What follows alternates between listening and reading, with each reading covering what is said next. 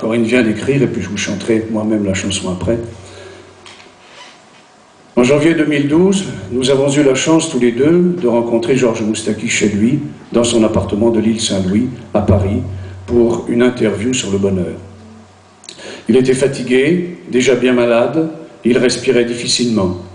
Il nous a prévenu que l'échange serait bref, et puis il a parlé chansons, musique, voyage, amitié. Par exemple, il a évoqué Barbara, qui était insomniaque et l'appelait au milieu de la nuit pour lui faire entendre une nouvelle mélodie. Nous sommes restés 1 heure avec lui, son œil pétillait, il était encore plein de flammes, et cela reste un très beau souvenir. Quelques jours après, donc c'est Corinne qui parle, quelques jours après, j'ai écrit un texte en hommage au chanteur, surgi de cette rencontre. C'est la chanson « Baladin nonchalant » que j'aurais dû vous chanter ce soir, mais que Jacques interprétera à ma place pour la première fois. Ça tombe bien, c'est lui qui l'a mise en musique, il en a fait une bossa nova. Je dédie cette chanson à Marcel, la sœur de Georges, qui est avec nous ce soir. Je lui ai déjà chuchoté moi-même à l'oreille ce matin ma frustration de ne pas la chanter. J'ai malgré tout beaucoup de bonheur à être là, et je remercie Jean-Marc de m'avoir invité, et tous ceux qui depuis ce matin alourdissent mon sac de médicaments.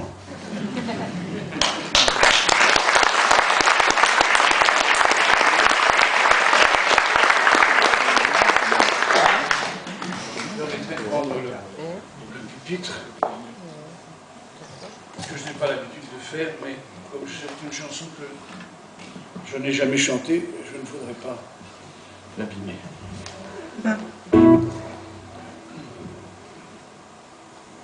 Donc, Baladin nonchalant, texte de Corinne Chabot.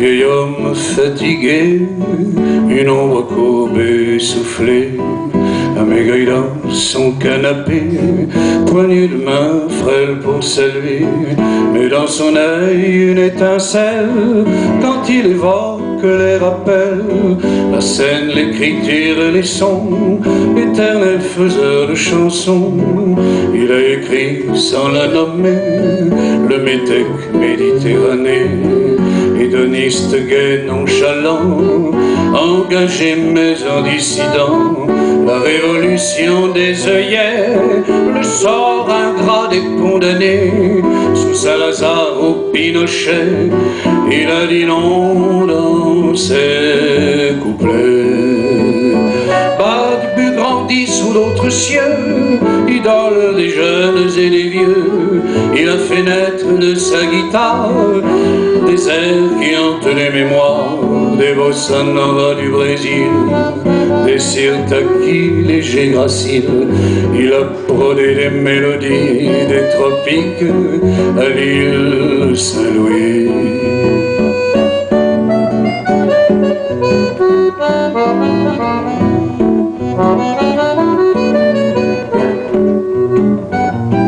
Une chanson, c'est comme un enfant, elle surgit incidemment, presque un miracle à chaque fois. L'inspiration surgit comme ça, sur sa moto, dans son hamac, dans un avion sur le tarmac.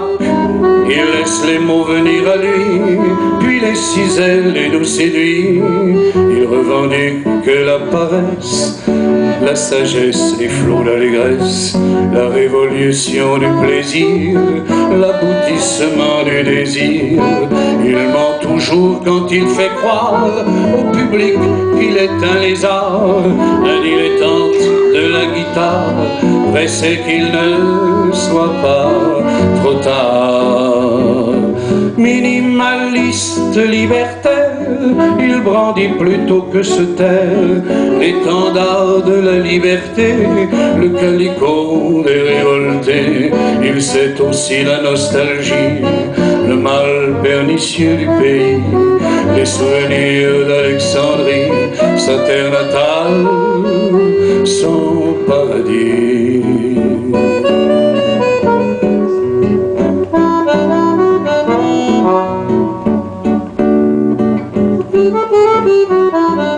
Prête à l'âme vagabonde, ivre il a parcouru le monde, et pris de soleil et d'errance, abreuvé de folle espérance. La mer, les arbres millénaires, les larmes et les cœurs solitaires, même Hiroshima massacré, il a dit la terre et la paix. La dame brune s'est éclipsée au détour d'un chemin glacé, et la voix de Piaf s'est brisée, disparue pour l'éternité. Le temps a commis des ravages sur Sarah et les corps sans âge, coupé la chevelure d'or de la femme contre qui il dort. Au crépuscule, il s'est tapi au plus secret de l'île Saint-Louis, près de son piano assoupi, le palan, la voix assoupie.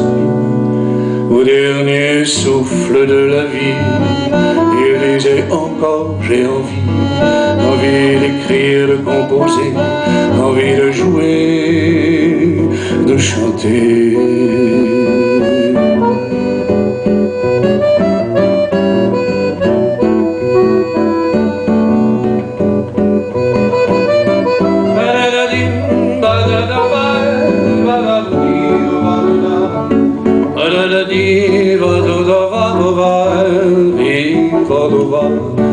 Au dernier souffle de la vie, il disait encore j'ai envie d'écrire, de composer, envie de jouer, de chanter.